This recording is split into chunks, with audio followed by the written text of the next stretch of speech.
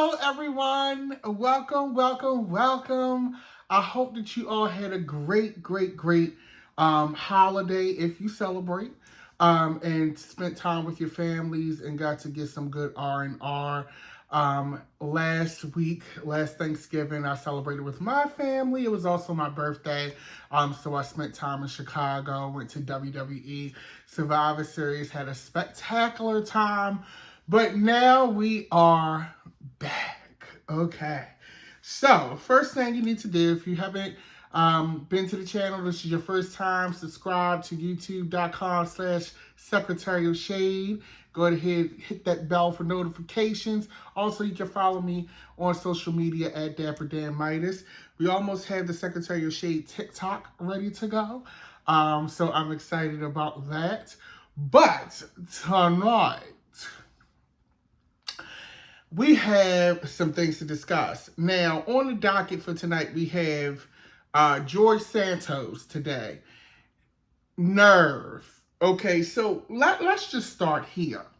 Okay, let's just start here. You know, you have really got to have nerve to defraud people, lie to people, and then show up in a congressional debate hearing, whatever you want to call it, and basically tell them, how dare you want to expel me from Congress?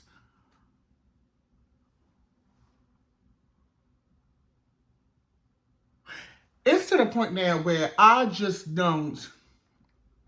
The government is a joke. Okay? The government is a joke. So, if you've been under a rock, okay, so first of all, you know, this has nothing to do with it, but I find it really interesting that we have George Santos. First off, I think he's making the Rainbow Coalition look bad, the Rainbow Delegation, the gays, myself. It's just like, girl.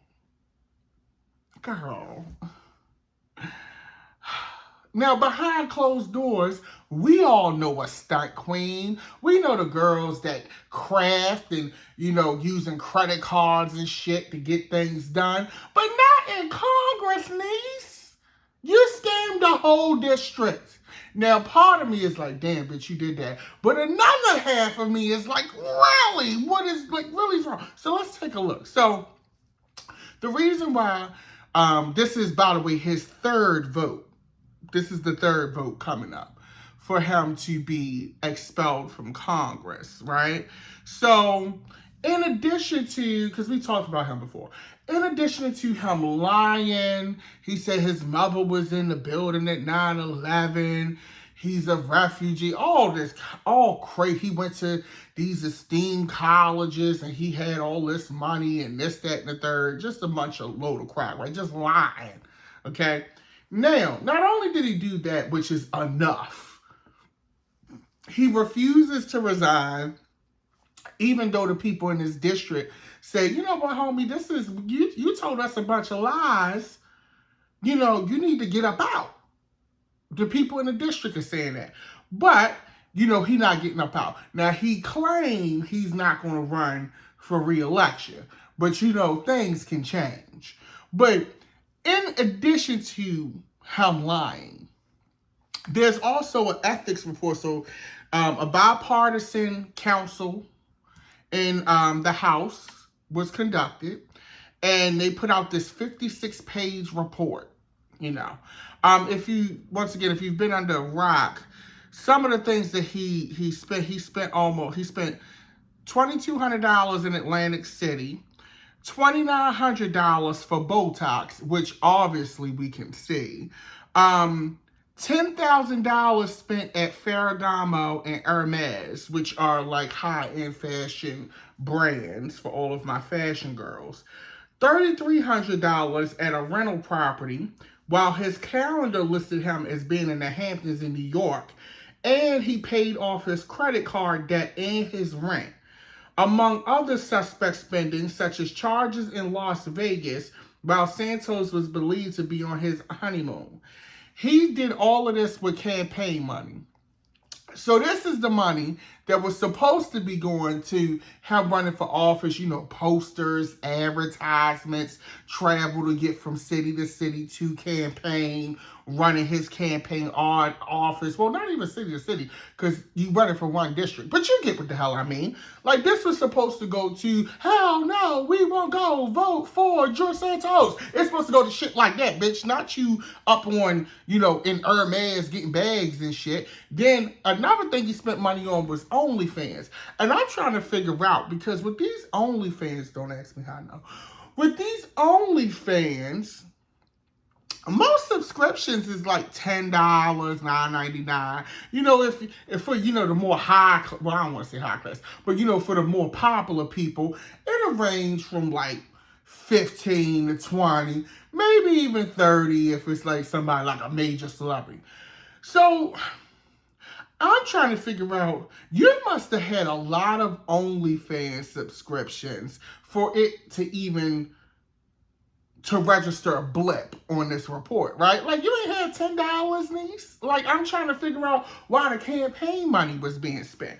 So, that's what he's, in trouble for. Also to fraud. Like, he's facing some very real charges, like 23 counts for this indictment. Now, he has not been found guilty of anything, but 1 + 1 at some point is going to equal 2. So while he hasn't been convicted in a court of law, there's an ethics issue here, right? So everybody deserves their day in court. But I feel like this. If Vanessa Williams can get her Miss America crown taken away for some pictures she took, when she was down bad, bitch, for some pictures, then I know damn well it shouldn't be an issue for him misspending campaign money and shit. And we trying to figure out why he's still here. Okay? So today, and I watched this live on TV. I was gagging. Today, they had a hearing for him, right? So in the hearing, well, it was like a debate. Like, they had, one side had 30 minutes, the other side had 30 minutes. It was really a circus, but whatever. So they had a debate. So basically, the people who were pro his expulsion were there, and then Santos and his very few supporters who wanted to vouch for him why he shouldn't be, expelled. So on Team Santos, because at this point in America, everything in politics, in society is a damn football team at this point. We all wearing jerseys. So Team Santos, he has, speaking on his behalf, Troy Nels, Clay Higgins from Louisiana, and then sleazeball number 1, Matt Gaetz. Now, for those of you, let's put this story together, who may not be bringing it all together. Matt Gaetz is the same person who filed the motion to have Kevin McCarthy removed from the speakership, because it only takes one person to file for that, and then it'll call for a vote. So Matt Gaetz is also allegedly the congressman who is accused of sex trafficking and engaging with sexual acts with minors, okay? When you see this guy talk, it just gives sleazeball. It gives, like, nasty, okay? So, he's speaking for him. Now, what I found interesting, especially outside of Matt Gaetz, sleazeball number 1, but Clay Higgins, he spoke like twice, the rep from Louisiana. What I found interesting was that none of them basically said that they support what he did to his district and lying to the people.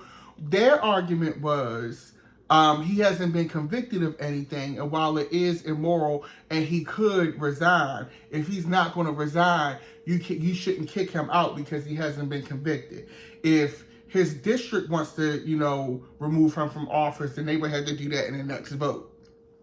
Well, when you watch the news, several different news outlets, not just one, the people in the district are saying they feel bamboozled. So it's not like the people in the district want him to stay there. If that was the case, nobody would probably fucking care. But the people in the district are saying, bitch, what's T? Why is he still here?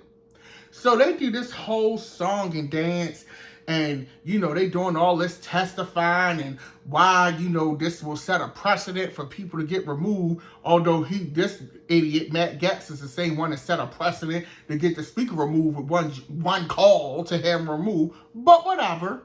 Okay, so now we worried about precedents. So they doing that, and then George Santos gets up there. And you know what is crazy? One thing I gotta give kudos to on him is having the awe and the audacity. Okay? You would have thought that there was some severe crime being committed against him the way he got up there. When I tell you, Sis got up there and showed his ass. Okay? He talking about, how dare you do this when you're not doing the people work. I'm a proud conservative. I stand by my record. You know, but you're a liar. Like, he was giving, like, you have wronged me. Go on Google or wherever you find your news and just look it up. It is giving very much of all my life I had to fight. This is a sham and a witch hunt. Like, I couldn't believe the audacity. Like, people in government are crazy. Like, we got to do a better vetting process, y'all, with these people we elected. Because it's like, really? Now, here's the gagger. And he's a Republican. He's an out Republican, of course. He's LGBTQIA. I find it interesting that these other Republicans, some of these Republican congressmen are vouching for him, who have gone on record with clear issues with LGBTQIA people and policies. But now, all of a sudden, they're worried about people's rights. They're not worried about anybody's rights. They're not worried about, you know, George Santos' rights. What they're worried about is losing the very slim majority that they already have in the House.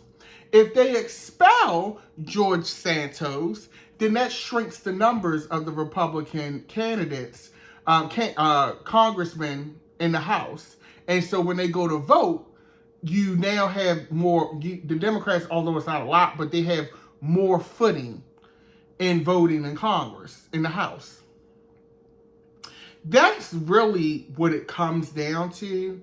And one thing I will give George Santos is he's smart. He's voted yes or for a lot of these big Republican initiatives. So he's seen as a guaranteed vote. These people are not keeping him in because they necessarily like him, or even that internally inside that they think that what he did was right. They're doing it because they're putting party before people, and they're saying, we know that he's going to vote, and then by helping him, he definitely better help us vote. So we're going to go ahead and keep him in. So tomorrow is supposed to be when they vote to keep him, whether they're going to expel him or they're going to keep him. My hunch says that he's not going anywhere. They're going to keep him in office, and we will just have to deal. And that will further chip away at people being able to believe in government, right? Because at this point, anything goes. You can do anything. You can be a criminal. Hell, you know, it's so crazy because people ask me sometimes, they're like, why don't you run for local office? Why don't you run for office? And my answer was always that I'm not squeaky clean. I have skeletons. And, you know, I just don't want that playing out in the public eye for mistakes that I may have done in the past or things like that. And I just don't want to deal with that. But when I look at the government now, shit, it ain't no worse than what's happening now. So maybe I should, but who knows? So tomorrow they vote. We'll see what happens, okay? Now, moving on. Israel and Hamas, okay? Now, I have purposely not talked a lot about this subject. And when I have been very careful about talking about this subject, because with this particular situation, and if I could be honest, I feel like you damned if you do and you damned if you don't. So even if I try to be fair and even, or not even so much fair and even, but report and speak on what I actually see or what is actually being reported, somebody's going to bite my head off. Okay? So what I try to do, I don't want to ignore it because that's not right either, but we're going to stick to certain parameters, right? So right now, Israel and Hamas had this truce going on. So the truce started last Friday. Well, a ceasefire. I don't want to call it a truce, bitch. A ceasefire, okay, where fighting would stop, and in turn, Hamas would release a certain amount of hostages every day, and in turn, Israel would release a certain number of Palestinian prisoners every day. So the ratio was something like for every one hostage that Hamas releases, Israel would release 3 Palestinian prisoners. So this is coming from Al Jazeera, okay? So Qatar, the country of Qatar, mediated the truce. So a 4-day Israel-Hamas truce mediated by Qatar, country in the Middle East, initially was expected to end this Monday because it was only initially a 4-day truce, right? But it got extended. Besides a 4-day pause in fighting, both sides initially agreed to release prisoners and captives. Hamas was to release 50 women and children held captive in Gaza, while Israel agreed to release 150 women and children from Israeli prisons. 150 women and children from Israeli prison. Why is a child in prison? Never mind.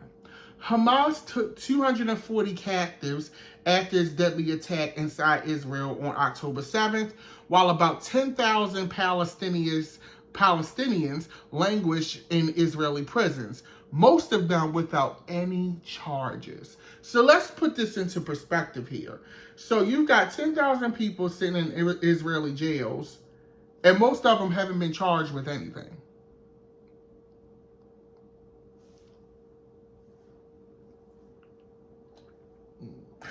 That's a little problematic for me. Yeah. Okay. For those of you who are familiar with the Khalif Browder story, it's very heartbreaking. I suggest you look it up. But how was 10,000 people in jail and a lot of them, most of them aren't charged for anything? So that's a red flag for me. Additionally, the deal would allow an increase in the flow of humanitarian aid into Gaza, which has been under a total lockdown since early October. So in addition to this ceasefire, humanitarian aid will be able to come through, to Gaza to help those people. Hamas has released, so since the truce came into effect on Friday, and this report was as of yesterday, they're actually working on extending it more. Israel has released 150 prisoners in 3 batches. Hamas has released 69 women and children since then, including 51 Israelis and 18 foreign nationals, so 18 people who are not Israelis. The deal allowed for the extension by 1 day for each extra batch of 10 captives Hamas releases. So it was initially set to end Monday, but they extended it because they're releasing more hostages. So for every 10, they release it, they extended another day, and so on and so forth. Once Monday hit, Qatar was able to negotiate another deal, which would extend it for 2 days, which would have been yesterday, Wednesday. Then it got extended again to today, okay? And now they have until 12 a.m. Eastern Standard Time tonight, 12 a.m. midnight, to get it done, to get another day. If they don't, then it's back to fight and shoot them up, bang, bang, okay? So The prisoners and captives that were supposed to be released, it was a certain type of prisoner and captive, right? On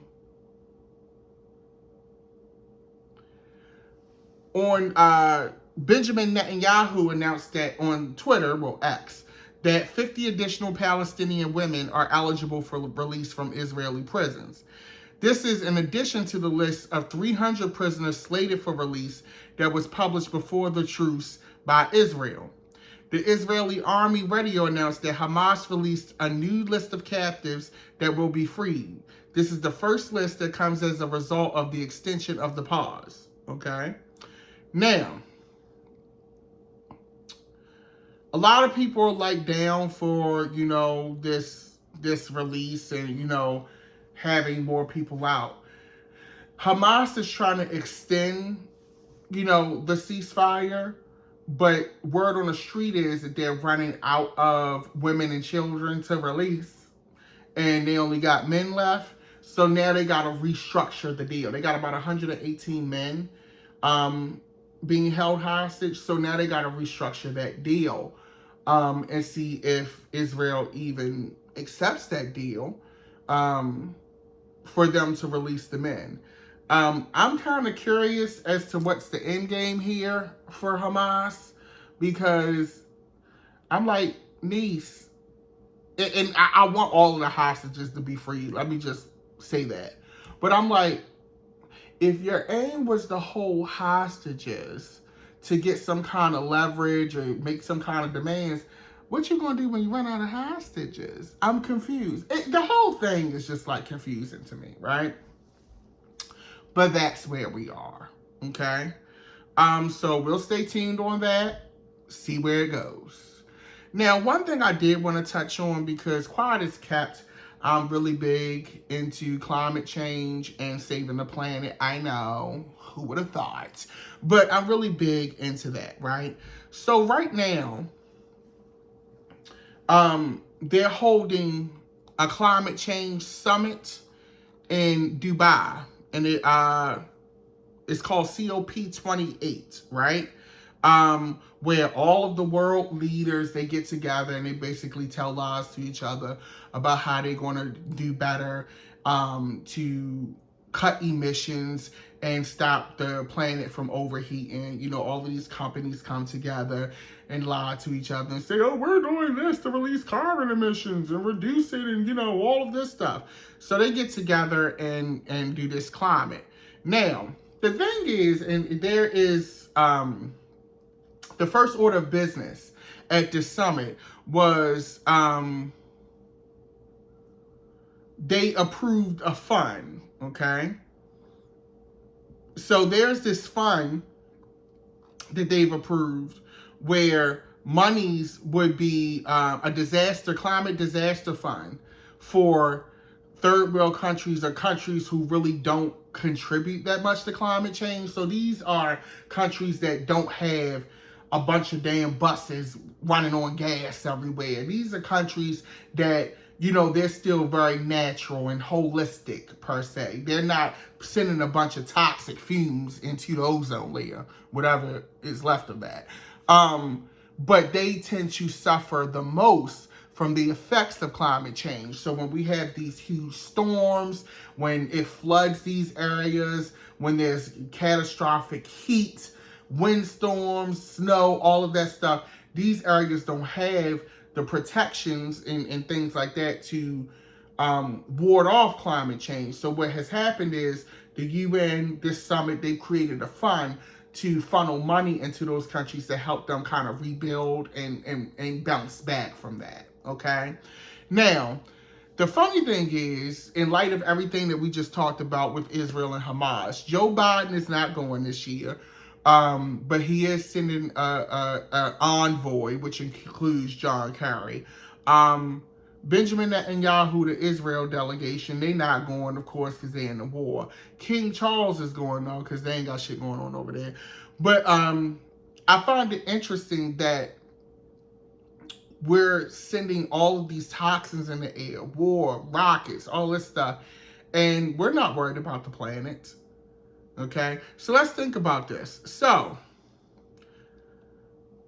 This year, okay, this year, 2024, because I feel like they say this every year, is expected to be the hottest year in human history, okay? The report, the world is witnessing and this is from Al Jazeera as well, the world is witnessing a disturbing acceleration in the number, speed, and scale of broken climate records, okay? This comes from the UN Environmental Program Annual Emissions Gap Report. The report found that the world faces between 2.5 Celsius or 4.5 Fahrenheit and 2.9 Celsius, 5.2 Fahrenheit of warming above pre-industrial levels on current commitments if governments do not take more aggressive climate actions. So what that means is that before the industrial era, where we started building all these trains and buses and all of this shit that has basically eroded the ozone layer in the span of less than 200 years, it is now almost projected to be 5.2 degrees globally hotter than it was then. And not due to natural causes, due to humans. So, the result of this, because in your mind, you may be thinking, oh, girl, 5.2 degrees, like, why are we tripping over that? Well, here's why. So, at that level of warming, scientists predict the world could pass several catastrophic points of no return, from the runaway melting of ice sheets, the polar caps, to the Amazon rainforest drying out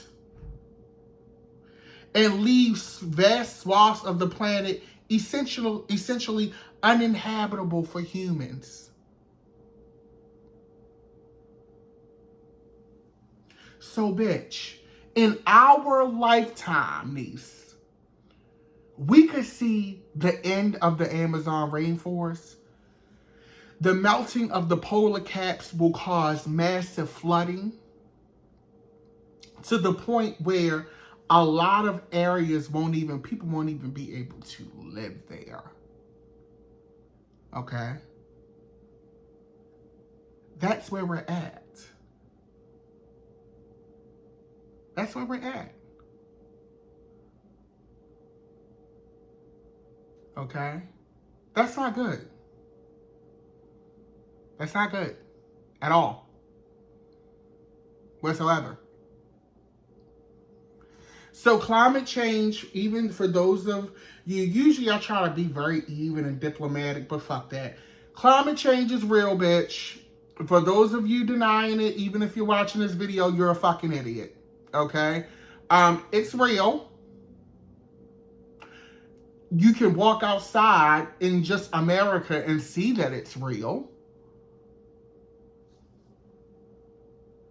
I'm trying to figure out what's the issue. But whatever. There we are. Final thing I want to discuss in this meeting.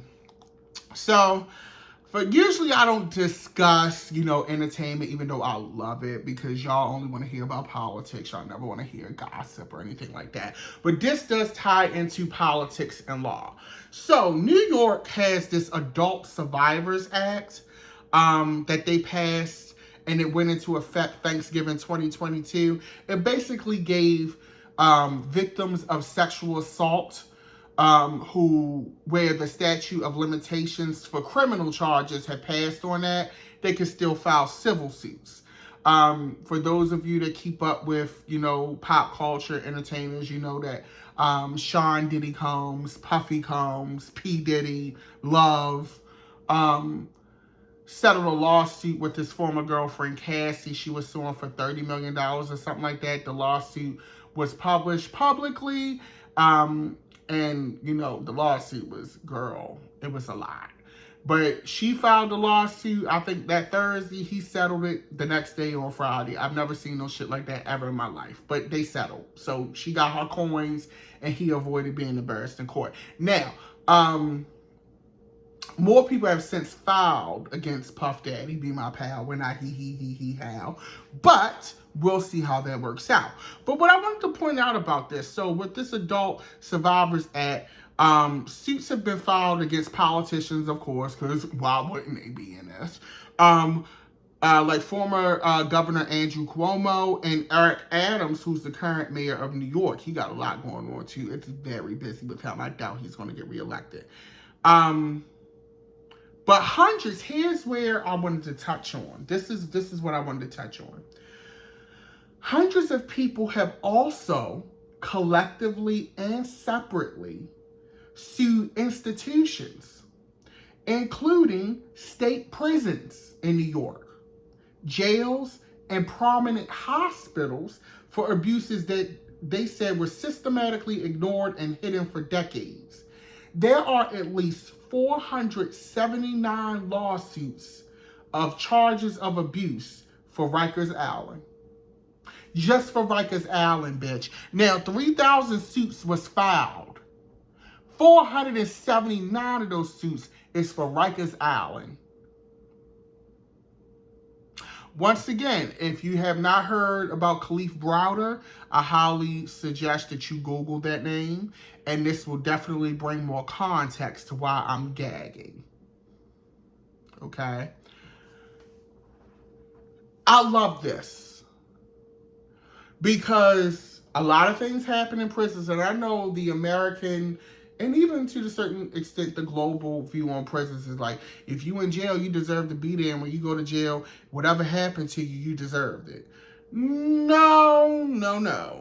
People are in jail for white-collar crimes. They're in jail for, missing court dates. They're not in jail because everybody's not in jail because they murdered somebody or raped somebody or something like that. Okay? And even if they are, that still doesn't constitute prison guards, wardens, staff for sexually assaulting these people or putting out hits of sexual assault to have other prisoners do it. It's not cool. It's not cool. And I'm so glad that people are saying, you know what? I'm not going to deal with this. And I'm going to share a little secret with y'all.